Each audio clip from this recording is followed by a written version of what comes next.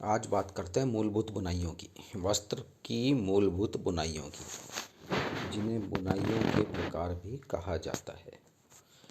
करघे पर ताने तथा बाने के धागों के अंतर्गुथन से वस्त्र का निर्माण होता है।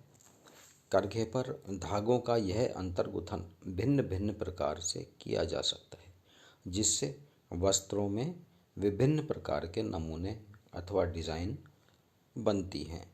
ये नमूने ही वस्त्र की बुनाइयाँ कहलाती हैं।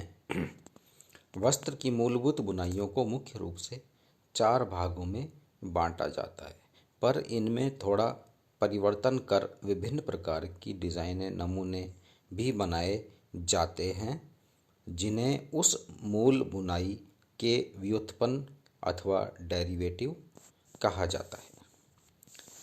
पहली मूलभूत बुनाई है साधारण बुनाई। यह बुनाई सबसे सरल बुनाई है, जिसका प्रयोग अधिकतम किया जाता है। कम श्रम तथा कम समय लगने के कारण इस बुनाई के वस्त्र सस्ते होते हैं। यह बुनाई अधिक सघन होती है, जिससे इस बुनाई से बुने वस्त्र अधिक मजबूत भी होते हैं। वस्त्र की इस बुनाई में पहला बाने का धागा पहले ताने के धागे के नीचे से तथा दूसरे ताने के धागे के ऊपर से निकलता है, एवं इसी प्रकार तीसरे ताने के धागे के नीचे से तथा चौथे ताने के ऊपर से निकलता है। दूसरा बाने का धागा पहले ताने के ऊपर से तथा दूसरे ताने के नीचे से निकलता है। संपूर्ण वस्त्र में ताने व बाने के धागों का यही क्रम चलता रहता है। ऐसी बुनाई बनाने के लिए कम से कम 2 हार्नेस की आवश्यकता पड़ती है। एक हार्नेस में से ताने के सम संख्या वाले धागों को निकाला जाता है तथा दूसरी हार्नेस में से ताने के विषम संख्या वाले धागों को निकाला जाता है। एक हार्नेस को नीचे दबाने से उसमें डले समस्त ताने के धागे नीचे आ जाते हैं और शैड की निचली परत का निर्माण करते हैं। बाने का धागा शैड में डालने से ये सभी ताने के धागे उस बाने के धागे के नीचे आ जाते हैं तथा दूसरी हार्नेस के ताने के धागे ऊपर हो जाते हैं। दूसरा बाना डालने से पूर्व दूसरी हार्नेस को नीचे दबाया जाता है। इस प्रकार दूसरे बाने के लिए ताने के धागे विपरीत होते हैं। यह वस्त्र की दूसरी पंक्ति कहलाती है। इस चित्र के द्वारा साधारण बुनाई को समझा जा सकता है। पहले चित्र में देखिए 4 खाने बने हुए हैं, जिनमें से जो खड़े खाने हैं वो ताने के धागे को प्रदर्शित करते हैं और जो आड़े खाने हैं वो बाने के धागे को प्रदर्शित करते हैं।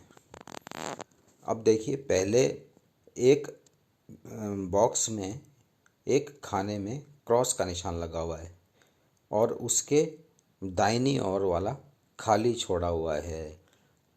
तो यहाँ पे क्रॉस लगाने का अर्थ है कि इस जगह ताने का धागा ऊपर है। किसके ऊपर है?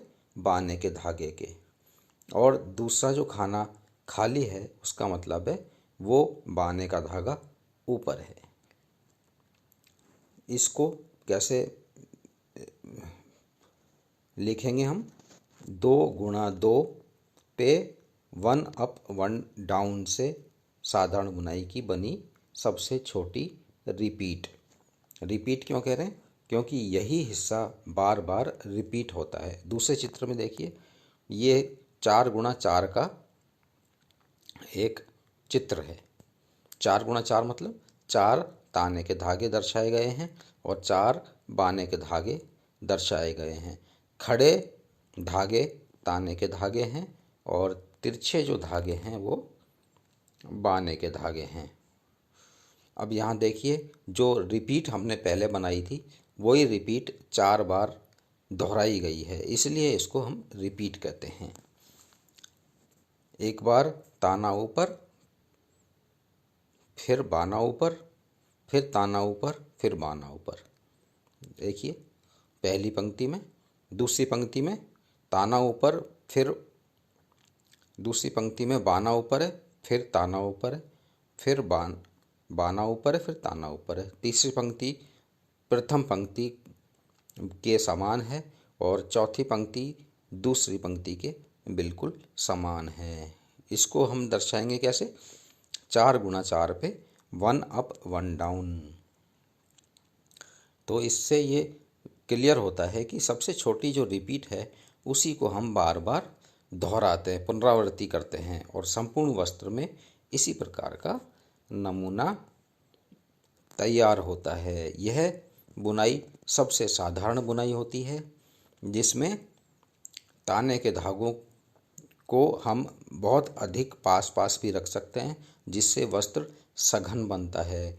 और ताने अथवा बाने के फ्लोट ना होने के कारण ये जो बुनाई होती है, इस बुनाई से बुने जो वस्त्र होते हैं वो अत्यधिक मजबूत होते हैं। जब भी मजबूत वस्त्र का प्रयोजन हेतु इस्तेमाल किया जाता है, तब हम साधारण बुनाई से बुने वस्त्रों को ही प्रयोग में लेते हैं।